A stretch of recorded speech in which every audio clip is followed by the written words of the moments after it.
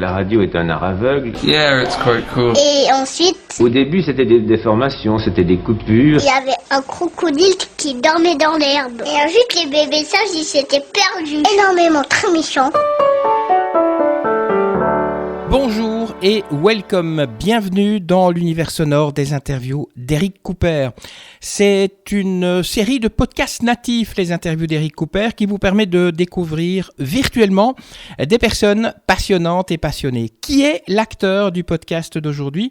Avant de le découvrir, notre petite citation « J'aime sortir du cinéma dans un état second, ébloui par la lumière du jour, presque étonné que le monde ait continué sa ronde sans moi ».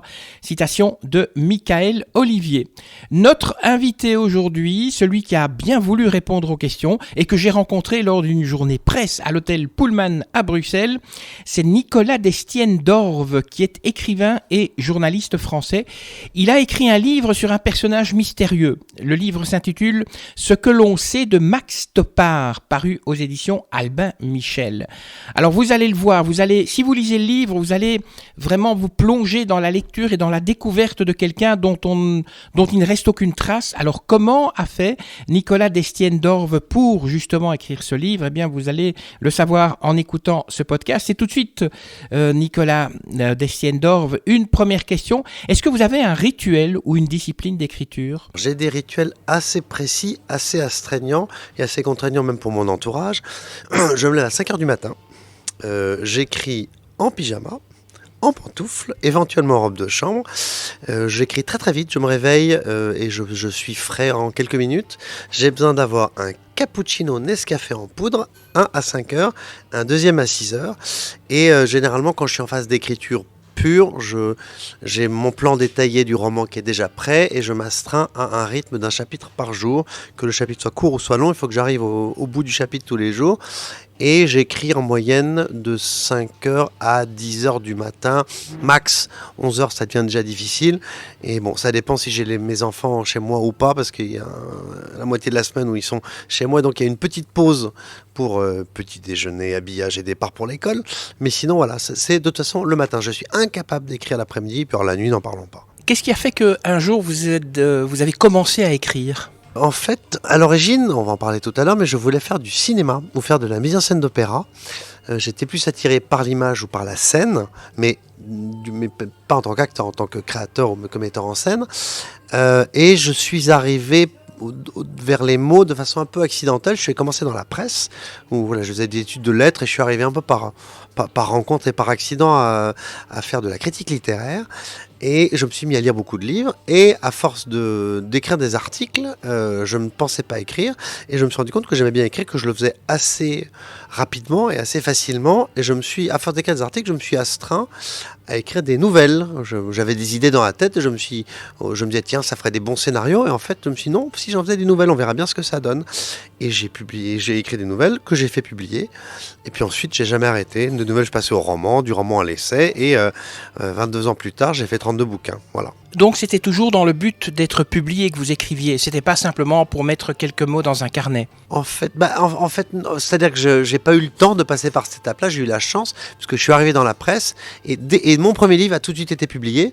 Alors, quand j'ai écrit mes petites histoires, mes petites nouvelles, je savais pas franchement ce que ça allait donner, mais je les ai tout de suite montrés à un copain journaliste qui m'a tout de suite présenté à des éditeurs, et ça ne s'est jamais arrêté. C'est-à-dire qu'ensuite, tous mes livres ont à chaque fois été l'objet non pas d'une commande, mais en tout cas d'une forme de contrat avec un éditeur qui m'a dit ok, tu nous fais un roman, tu nous fais un essai, tu nous fais un dictionnaire, tu nous fais une biographie, et ça depuis donc 2001.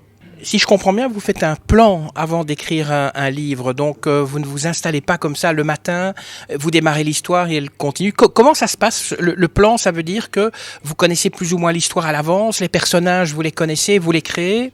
Je sais absolument tout, du début à la fin, jusque dans les moindres détails, avant d'attaquer la rédaction du livre. C'est-à-dire que d'abord je fais la documentation, ensuite je fais un plan détaillé de mon roman à partir de cette doc, quand ça demande des recherches historiques comme celui-ci, mais même si c'est des romans plus détachés d'une réalité historique, je fais un plan très très très précis, chapitre par chapitre, avec parfois la première phrase du chapitre et la dernière.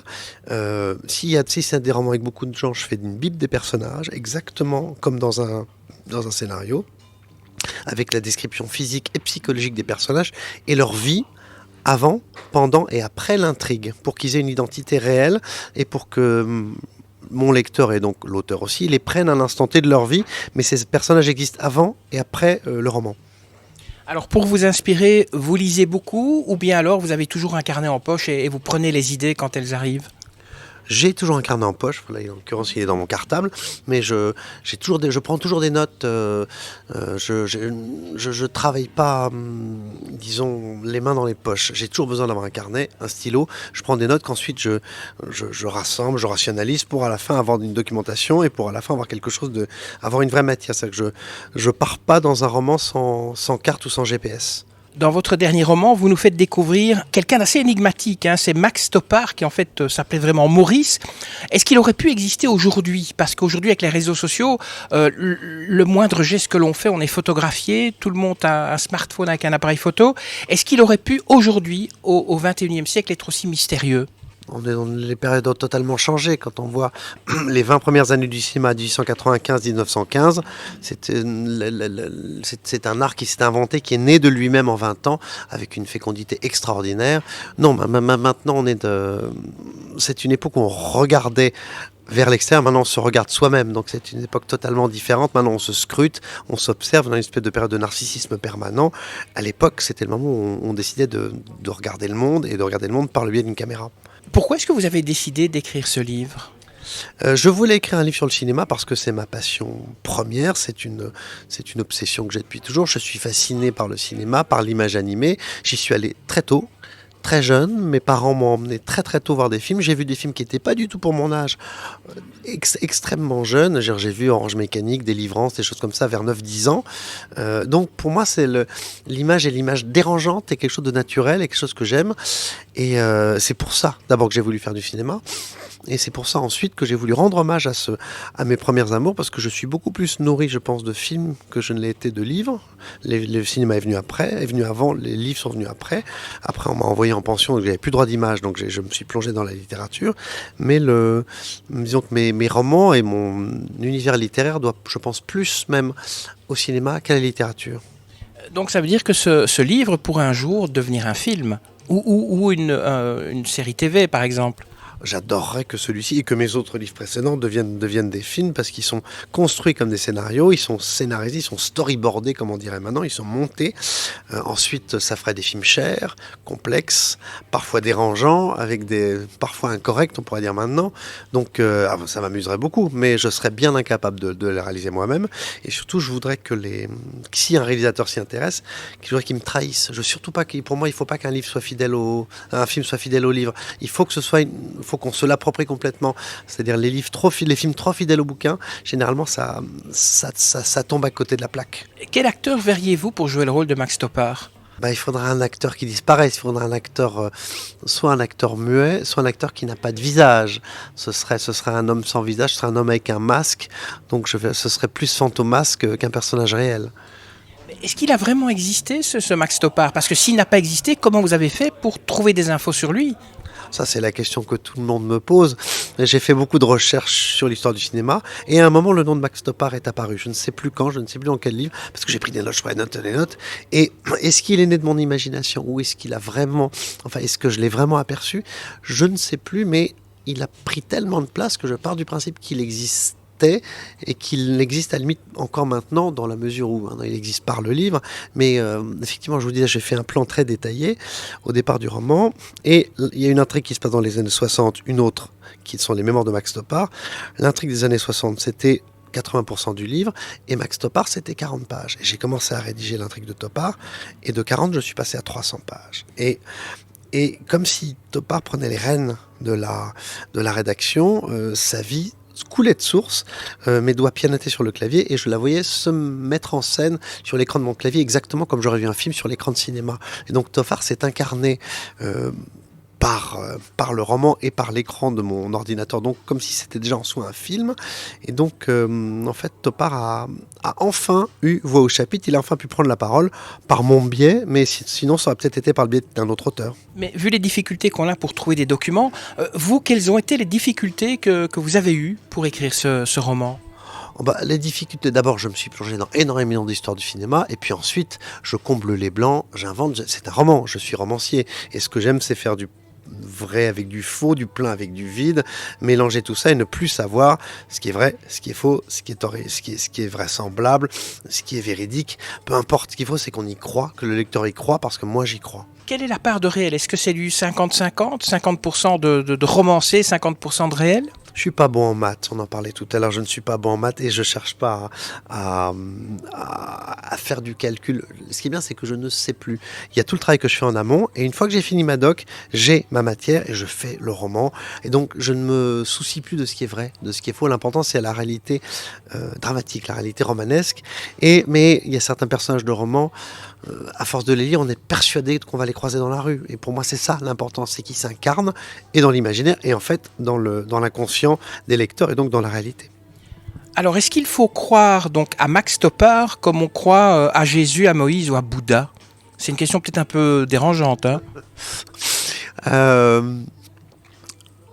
On ne sait pas plus si ces trois personnages que vous avez cités ont existé, sinon si ce n'est que Max Stopper est plus récent. Mais ces trois personnes, en fait, qui sont en quête d'idéal et qui sont à la fois ombre et lumière, qui sont les canalisateurs d'une époque. Donc, sauf que Max Stopper n'avait pas ne cherchait pas à créer une religion, si ce n'est que le cinéma pour lui était une religion. Il n'était pas une espèce de prophète, c'était un voyant, c'était un éveillé, pour le coup, comme Bouddha.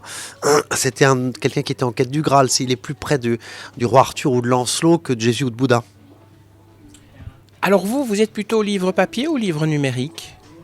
Moi je suis livre papier, mais je ne suis pas contre le livre numérique dans la mesure où je me sers d'un Kindle pour faire de la doc. C'est très pratique, ça évite d'avoir beaucoup de choses. Pour moi, le livre numérique est un outil, alors que le livre papier est un plaisir. Alors en préparant cette interview, j'ai trouvé sur Internet quelques infos sur vous. Vous seriez l'un des derniers dandys, d'après vous? On me dit ça parce que je porte des vestes en velours et des couleurs un peu étranges. Ça ne veut pas dire grand-chose. C'est-à-dire qu'on vit dans une époque où tout le monde s'habille en noir, en foncé, et moi j'aime les couleurs, j'ai toujours aimé ça, donc on m'a collé l'étiquette du dandy parce que j'ai le coiffeur que 3 fois par an et que j'ai pas des goûts un petit peu décalés. Je sais pas ce que veut dire le dandysme, mais voilà, c'est-à-dire c'est facile de coller l'étiquette, et puis ça fait des années qu'on me dit ça, et donc je ne sais pas ce que ça veut dire, mais ça ne me dérange pas dans la mesure où c'est associé à des gens pour qui j'ai plutôt du respect, et voilà. Oui, parce que c'est vrai qu'on associe ça à de l'élégance, de la finesse et du style. Est-ce que un de vos livres a déjà été utilisé dans les écoles ? Pas que je sache, ça, j'aimerais bien. J'ai déjà fait des conférences sur certains de mes bouquins dans les écoles, mais je ne sache pas qu'un livre ait été programmé dans une école. Enfin, je pense que je le saurais, mais comme je fais des livres d'abord avec des histoires assez complexes et parfois avec des sujets très ambigus, voire dérangeants, il faudra vraiment que ce soit au lycée, parce que plutôt ça risque de les effrayer, les pauvres. Vous avez fait de la radio, entre autres chez France Musique. Ça s'est pas très bien terminé. Vous racontez un petit peu ? Je vois que vous avez fait vos recherches. J'ai travaillé pendant 4 ans dans l'émission de mon ami Benoît Dutertre sur France Musique, une émission qui s'appelle Étonnez-moi Benoît, qui est une émission de musique légère, d'opérette, de chansons. C'est un répertoire que j'aime beaucoup. Avec Benoît, on partage ce plaisir-là. Et en fait, le principe, c'était que je venais une fois par semaine, par mois, pardon. C'est une hebdomadaire, mais je venais à la fin, un samedi par mois, à la fin de l'émission, pendant une demi-heure, pour faire une chronique très très désinvolte, où j'apportais 5 musiques différentes, et avec un petit texte de liaison, et à la fin, la 5e musique était toujours un truc très provocateur, de très très mauvais esprit, et je faisais régulièrement, j'apportais des chansons paillardes, ce genre de choses, et au bout de 4 ans, et quelques 15 jours avant Noël, j'ai passé une version paillarde d'Ilénée le Divin Enfant qui a provoqué une levée de bouclier de la part des auditeurs et d'une partie de la rédaction même de France Musique, ce qui fait que j'ai été lourdé manu militari, avec une lettre de renvoi superbe, avec le mot chanson cochonne dans une lettre avec accusé de réception à l'entête de France Musique, qui est encadrée dans mon bureau et qui fait la joie des gens qui viennent me voir chez moi. C'est quoi votre chanson préférée des Beatles ? Alors là, en fait, là, vous me posez une colle parce que autant j'en parle dans mon roman des Beatles parce qu'il fallait que ce soit une chanson, mais je n'ai jamais écouté les Beatles et même j'ai des goûts musicaux qui sont un peu étranges et qui sont très décalés, qui sont soit classique opéra parce que ça c'est ma passion et que je travaille dessus, soit je connais très bien la chanson française des années 20 aux années 60, mais c'est la chanson qui regarde derrière, donc je serais incapable de vous répondre. Et vos projets, c'est quoi? Vous travaillez sur quel roman qui va parler de quoi? En fait, ce livre aurait dû sortir en avril 2020. Le Bon à tirer devait partir le 16 mars. Boum, confinement, tout est gelé. Il est décalé de 2 ans. Donc, et entre-temps, j'avais déjà des livres que j'étais censé faire, parce que j'ai toujours un contrat, voire 2 sous le coude pour pouvoir continuer à avancer, parce que c'est mon métier, c'est mon gagne-pain. Je vis entièrement de mes droits d'auteur, quand j'arrive à en gagner. Et c'est pour ça que j'en fais beaucoup. Et en fait, mon prochain livre est une biographie d'Arletty, donc on reste dans le cinéma, qui sortira chez Calman Levy. Et ensuite, dans un registre totalement différent, je fais chez Plomb un dictionnaire amoureux du mauvais goût. Voilà, et les 2 sont déjà finis. Il y en a un qui sortira l'année prochaine et l'autre l'année suivante. Merci à vous Nicolas Destienne d'Orve pour avoir répondu à mes questions. Je rappelle donc le titre de votre livre, Ce que l'on sait de Max Toppard. C'est un roman paru chez Albin Michel. C'est un roman dont je vous conseille la lecture parce que je vous conseille la lecture tout simplement. Il faut savoir que tous les romans que je vous propose, dont j'interviewe l'auteur, je les ai lus avant, donc je ne peux que vous le conseiller celui-ci, comme tous les autres d'ailleurs. Alors vous les auditeurs, avant de vous lâcher l'oreille, eh bien, j'ai 2-3 petites choses à vous demander comme d'habitude. Si vous avez aimé, eh bien, n'hésitez pas à liker. Partagez aussi sur les réseaux sociaux. Abonnez-vous de façon à être informé avant tout le monde de la publication du prochain podcast. Vous laissez un commentaire si vous le voulez bien. Moi, je vous quitte. Je vous retrouve dans une semaine. Et comme d'habitude, que la force soit avec vous. Et puis, à très bientôt. Ça y est, c'est fini.